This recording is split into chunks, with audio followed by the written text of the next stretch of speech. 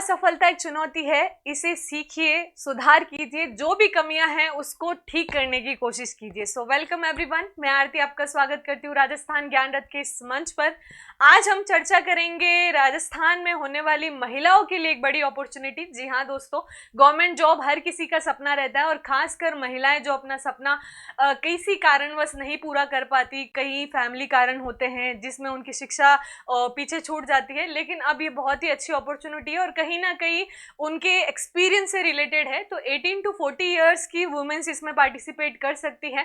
तो इसमें क्या रहने वाला है, एलिजिबिलिटी क्राइटेरिया क्या रहेगा, सैलरी बेस और क्या होने वाला है इसमें एडिशनल चीजें, और क्या है इस पद का कार्यभार, तो उन सभी बातों पे आज हम चर्चा करेंगे। तो ज्यादा से ज्यादा अपने फीमेल फ्रेंड्स को ये वीडियो जरूर शेयर कीजिएगा ताकि वो इस शानदार अपॉर्चुनिटी का लाभ उठा सके।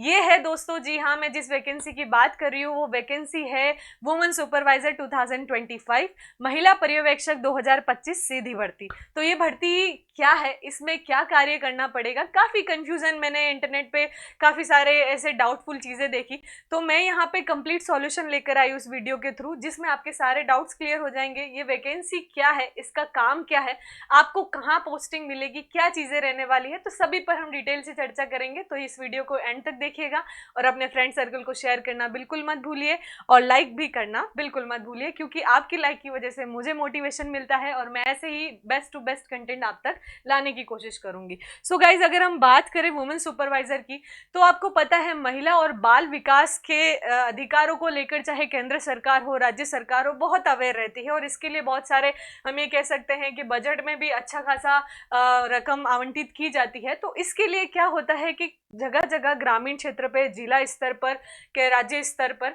तो केंद्र बनाए जाते हैं। आपने नाम भी सुना होगा, आंगनवाड़ी केंद्र। आंगनवाड़ी केंद्र में महिलाएं कार्य करती हैं जिसमें महिला और बच्चों के पोषण, उनकी शिक्षा, उनके स्वास्थ्य और इससे बेसिक रिलेटेड उनके अधिकारों की क्या होती है, पालना की जाती है, प्रगति रिपोर्ट तैयार की जाती है और अच्छे से अच्छे जो गवर्नमेंट के प्रोजेक्ट्स होते हैं इनके लिए, उससे रिलेटेड यहाँ पे फंडिंग जो मिलती है सरकार के द्वारा, उसको क्रियान्वयन करने का पूरा जो कार्यभार होता है वो इन केंद्रों के द्वारा किया जाता है।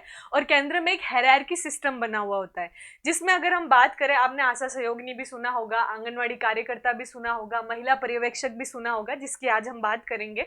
तो हम थोड़ा उसके बेसिक डेप्थ को समझ लेते हैं। आंगनवाड़ी केंद्रों में महिला और बाल विकास के लिए इस पर काम करना और स्पेशली आंगनवाड़ी कार्यकर्ता जो होते हैं उनको लीड करना, उनको गाइड करना, जो काम होता है उनको करने वाला काम करते हैं ये महिला पर्यवेक्षक। ये स्पेशली वुमेन के लिए पोस्ट होती है। ये पोस्ट में अगर हम बात करें, इनको प्रगति रिपोर्ट बनानी पड़ती है, पूरे जितनी टीम होती है आंगनवाड़ी कार्यकर्ताओं की, इन कार्यकर्ताओं को ट्रेन करना पड़ता है। जो भी बालकों के लिए शिक्षा और पोषण, उनके स्वास्थ्य के लिए जो सरकार द्वारा योजनाएं लाई जाती हैं उनका सही तरीके से इम्प्लीमेंटेशन हो रहा है, क्रियान्वयन हो रहा है कि नहीं हो रहा, ये सभी देखने का, जो काम करने का, जो सुपरवाइज करने का जो काम होता है वो इन्हीं का होता है। इसीलिए इनको वुमेन सुपरवाइजर कहते हैं। स्पेशली मेल सुपरवाइजर भी होते हैं, लेकिन ये वैकेंसी स्पेशली महिलाओं के लिए है। 18 से अगर हम बात करें 40 साल की वीमेन से इसमें पार्टिसिपेट कर सकती हैं। तो आप में से अगर कोई आपके नोन और रिलेटिव हैं जो जिनको ये नहीं पता है तो उनको ये वीडियो जरूर बताइएगा।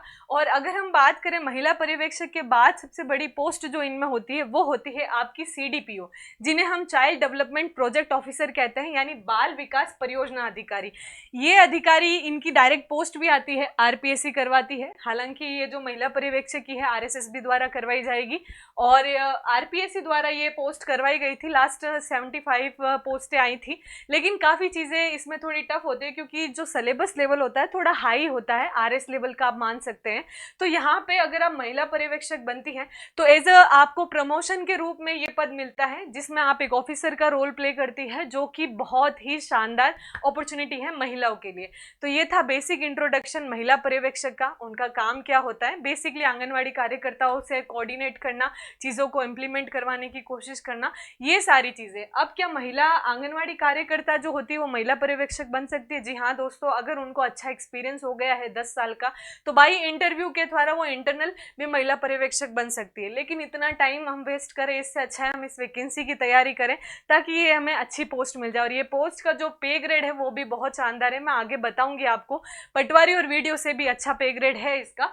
तो यहाँ पे ये बहुत ही अच्छी अपॉर्चुनिटी है गाइज, तो इसका ज़्यादा से ज़्यादा लाभ उठाइएगा। वैकेंसी वैकेंसी से रिलेटेड अगर हम बात करें तो पिछले जब से कैलेंडर लॉन्च हुआ है, कैलेंडर में इसके बारे में जैसे ही सूचना आई थी काफ़ी सारी चीज़ें एक्टिव हो गई, बहुत बच्चे अलर्ट होकर तैयारी भी कर रहे हैं, तो उन सभी को ऑल द वेरी बेस्ट। और जो बच्चे इसमें थोड़ा सा पीछे रह गए हैं दूसरे एग्जाम के चक्कर में, वो अभी भी तैयारी कर सकते हैं, क्योंकि अभी भी एग्जाम की डेट रिलीज नहीं की गई है, ना ही कोई नोटिफिकेशन आया है ऑफिशियली, तो आप आराम से तैयारी कर सकते हैं। क्योंकि इसके रिलेटेड अगर हम बात करें तो कैलेंडर में ये दी गई थी, जिसमें उन्होंने बताया था कि हम 26 दिसंबर 2025 को एग्जाम करवा देंगे।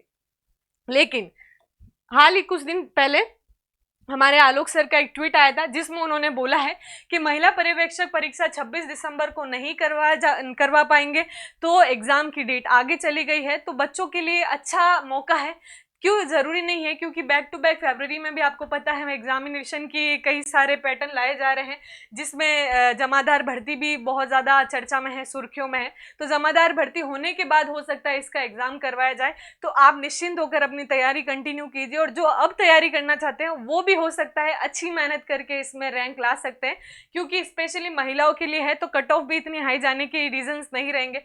तो आप तैयारी में लग जाइए और इस बेहतरीन पोस्ट को हासिल कर लीजिए। तो अब हम बात करेंगे ये पोस्ट की। तो पर्यवेक्षक महिला सीधी भर्ती विभाग जो है आपका महिला एवं बाल विकास विभाग है। ये विभाग पूरा इसकी जो है कि जो योजनाएं लाता है, या स्पेशली मैंने जैसे आपको बताया इन योजनाओं का इम्प्लीमेंटेशन के लिए ये विभाग जो भी अनाउंसमेंट करता है उन सारी चीज़ों का इनको पालना करनी पड़ती है, और वो सारी चीज़ें वो इम्प्लीमेंट करवाते हैं। आंगनवाड़ी और जितने भी केंद्र हैं उनके केंद्रों में ये कार्यान्वयन होता है। फिर अगर हम बात करें कि ये एलिजिबल कौन है इस एग्ज़ाम को देने के लिए, तो देखिए दोस्तों, इसमें आपकी ग्रेजुएशन होनी मैंडेटरी है, और ग्रेजुएशन में के साथ आपकी सीईटी ग्रेजुएट वाली, यहाँ पे आप नोट कीजिएगा, सीईटी ग्रेजुएट आपने पास की हुई हो विथ 40%। अगर आपने सीईटी 40% से पास की हुई हो तो आप सोचिए दोस्तों, इतनी अच्छी अगर अपॉर्चुनिटी आई है और सीईटी विद ग्रेजुएट वाली है, ग्रेजुएट की सीईटी जो होती है वो अगर आपने 40% स्कोर किया हुआ है तो आप एलिजिबल है। तो ऑब्वियसली सा है कि यहाँ पे कंपटीशन वैसे भी आधा छट जाएगा, क्योंकि काफ़ी बच्चे सीईटी भी क्रैक नहीं कर पाते। तो यहाँ आपके लिए एक अपॉर्चुनिटी ये हो जाती है कि आपका कंपटीशन जो लेवल होगा वो भले ही थोड़ा टफ रहे, लेकिन मार्किंग चीज़ ईजी रहेगी। क्यों रहेगी? क्योंकि यहाँ पे जो स्टूडेंट रेशियो रहेगा वो हो सकता है आपको कम देखने को मिले। सीटों के लेवल पे स्टूडेंट रेशियो इक्वल हो, ज़्यादा लेवल पर नहीं हो। जैसे अगर हम दूसरी वैकेंसी की बात करें, लाखों में फॉर्म भरे जा रहे हैं, यहाँ पे सीईटी ग्रेजुएट होने की वजह से यहाँ पे विमेंस का जो हम ये कह सकते हैं जो स्टूडेंट रेशियो है वो कम हो जाएगा। ओके गाइस, तो ये आप फॉर्म जरूर भरिएगा अगर आप इन दोनों में एलिजिबल हैं। आपने ग्रेजुएशन कर लिए, ग्रेजुएशन सीईटी आपकी कंप्लीट है, तो आप ये फॉर्म भर सकते हैं।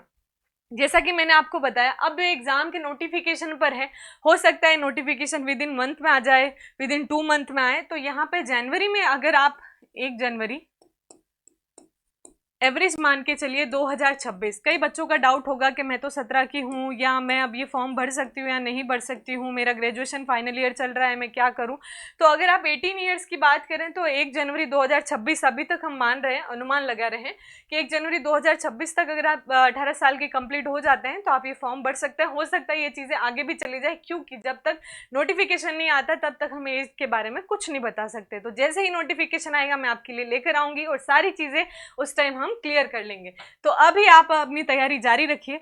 अब ये है कि राज्य सरकार द्वारा वेतन कितना, क्योंकि ऑब्वियसली सा है कि सैलरी की अगर हम बात करें तो यहाँ पे आपकी पटवारी की ले लीजिए, आप वीडियो की ले लीजिए, उनकी 4-6 लेवल की है। यहाँ 7th जो है आपका पे लेवल है, जिसमें आपकी स्टार्टिंग सैलरी अगर मैं एवरेज मान के चलूँ तो 22,000 से लगभग आपकी 35,000 स्टार्टिंग सैलरी रहेगी।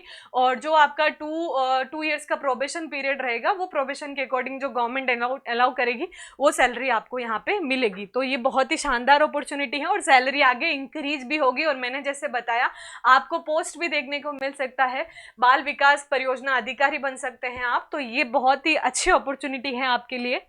सेकंड, अगर हम बात करें महिला पर्यवेक्षक की, आपने ये सारी एलिजिबिलिटी अगर आप पार कर रहे हैं, सारी चीज़ें आपके पास अवेलेबल है, तो अब आपको तैयारी कैसे करनी है। काफ़ी बच्चे तो तैयारी ऑलरेडी कर रहे होंगे, उनका अच्छा एक सिलेबस पैटर्न के आधार पर टारगेट बन गया होगा। तो यहाँ सिलेबस सबसे पहला एक बड़ा मोटो रहता है, किसी भी चीज़ को करने के लिए आपके पास गाइड होनी चाहिए। तो गाइड सबसे बड़ी एग्जाम की जो होती है वो होती है सिलेबस। आपका सिलेबस ही आपको दिशा निर्देशन देता है कि आपको इस मार्ग पर चलना है। तो ये जो महिला पर्यवेक्षक परिप्रेक्ष्य की 2024 में जो वैकेंसी आई थी उस सिलेबस को, हम पैटर्न को आधार मानते हुए हम तैयारी शुरू कर सकते हैं। जो बच्चे अब से तैयारी कर रहे हैं उनके लिए अपॉर्चुनिटी है। आप तैयारी के आधार पर अगर देखें तो सिलेबस को हम थोड़ा डिटेल से एनालाइज करेंगे। मैं यहाँ पे आपको कुछ बुक भी बताऊंगी जो आपके लिए इंपॉर्टेंट हो सकती है। तो ये देखिए सिलेबस, इसका पीडीएफ आपको अवेलेबल हो जाएगा, नहीं तो आप आरएसएसबी की वेबसाइट पर जाके भी ये सिलेबस डाउनलोड कर सकते हैं, और अदरवाइज हम हमारे टेलीग्राम चैनल पर भी आपको ये पीडीएफ अपलोड करवा देंगे। तो अगर हम बात करें सिलेबस की तो गाइज देखिए, सबसे पहले तो है हमारी हिंदी, अंग्रेजी, इनको है ना 2 पार्ट में बांटा गया। अब पार्ट्स यहाँ पे देखिए, मैं आपको शायद दिख नहीं रहा होगा, ये देखिए 115 नंबर का आपका एक पार्ट है, दूसरा पार्ट है आपका 85 का, यानी आपका जो अंक है 115 plus 85, part 1 and part 2। Total आपका जो स्कोर है वो है 200, यानी 200 नंबर का आपका पेपर होगा। इस पेपर को अगर हम ध्यान से देखें तो दोस्तों ज़्यादा कोई बड़ा लेंथी सिलेबस नहीं है। आप अभी तक जो कंपटीशन एग्जाम की तैयारी करते आ रहे हैं वही पैटर्न है, लेकिन किसी के लिए बहुत सारी चीज़ें अगर न्यू है तो उनके लिए मैं बुक्स भी यहाँ पे सजेस्ट कर रही हूँ। हो सकता है इन बुक्स के माध्यम से आपको रेफरेंसेस बुक्स हैं, अगर आपकी खुद की कोई चॉइस है तो आप वो बुक्स भी पढ़ सकते हैं, लेकिन मैं बेसिक रेफरेंसेस के आधार पर आपको बता देती हूँ। देखिए अगर हम सबसे पहले दैनिक विज्ञान की बात करें तो दैनिक विज्ञान में आपको पता है आरबीडी की बुक्स है जो कि बहुत अच्छी है, आप आरबीडी की बुक को प्रेफर कर सकते हैं।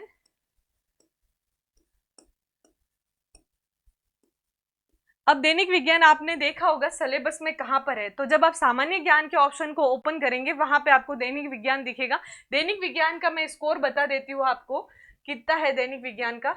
तो गाइज देखिए अगर हम बात करें दैनिक विज्ञान की तो दैनिक विज्ञान ये रहा, आपको बहुत माइनस में दिख रहा होगा, ये टोटल 30 नंबर के स्कोर पर है। तो यहाँ पे आपको, अगर आपकी साइंस अच्छी है तो आपको सिर्फ रिवाइज करना है, जिनकी साइज बिल्कुल अच्छी नहीं और अभी आपके पास समय है तो आप क्वेश्चंस भी सॉल्व कर सकते हैं। और आरबीडी की बुक्स बहुत अच्छी रहती है साइंस के लिए, स्पेशली मैंने भी उसको पढ़ा है तो मुझे थोड़ी चीज़ें इसकी अच्छी लगी और इजी गोइंग है इसकी।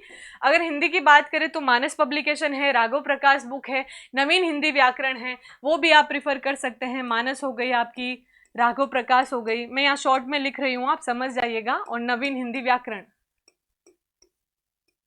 तो आप ये बुक्स प्रिफर कर सकते हैं। अंग्रेजी के लिए आपको बहुत सारे केडी कैंपस की एक बुक है जो कि मुझे थोड़ी सही लगती है, केडी कैंपस की आप बुक ले सकते हैं। और बेसिक किसी के पास नोट्स अवेलेबल है तो नोट्स, और गणित में आपको मैथ्स और रीजनिंग के लिए मैं आर.एस. अग्रवाल सजेस्ट करूंगी। आर.एस. अग्रवाल की बुक बहुत अच्छी है और जिसमें क्वेश्चन से आप ज़्यादा से ज़्यादा क्वेश्चन सॉल्व कीजिएगा, क्योंकि हो सकता है वैकेंसी आपको 1-2 महीने में ही देखने को मिले, ज़्यादा समय भी आपके पास नहीं है। तो सटीक रणनीति बनाकर आप तैयारी कीजिएगा तो आपको ज़रूर सफलता मिलेगी।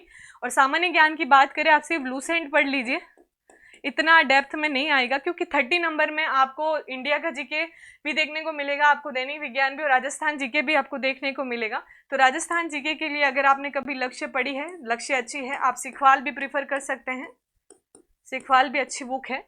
और अगर हम बात करें प्रबंधकीय गुण की, मैनेजमेंट की, तो लक्ष्य के अंदर ही महिला पर्यवेक्षक की एक स्पेशली बुक आती है, उसमें मैनेजमेंट दे रखा है। और आरएस मेंस में भी एक टॉपिक है मेन प्रबंधन के गुण का, मैनेजमेंट का, लेकिन वो थोड़ा डिटेल से हो जाएगा। तो आप बेसिक आप बुक को पढ़ना है, आप लक्ष्य की बुक यहाँ पे प्रिफर कर सकते हैं।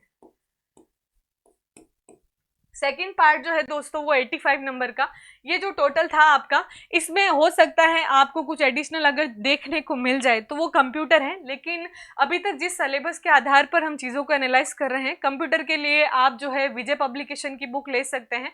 मैं आपको फिर भी रेफरेंस में बता रही हूँ। तो ये आपका टोटल 115 मार्क्स हो रहे हैं, इसके अंक जो है 115 अंक का। दूसरा अगर हम बात करें ये पार्ट की, तो ये आपका 2 पार्ट में विभाजित है दोस्तों 85 का। इसके लिए आप विनर्स पब्लिकेशन, जो मध्य प्रदेश महिला पर्यवेक्षक की बुक्स काफ़ी अच्छी है, मेरे फ्रेंड्स हैं जो अभी तैयारी कर रहे हैं, उन्होंने ही मुझे ये बताई है। तो इसमें सिलेबस के आधार पर पूरा आपको स्ट्रक्चर वाइज कंटेंट अवेलेबल हो जाएगा। आप विनर्स पब्लिकेशन की देखिएगा,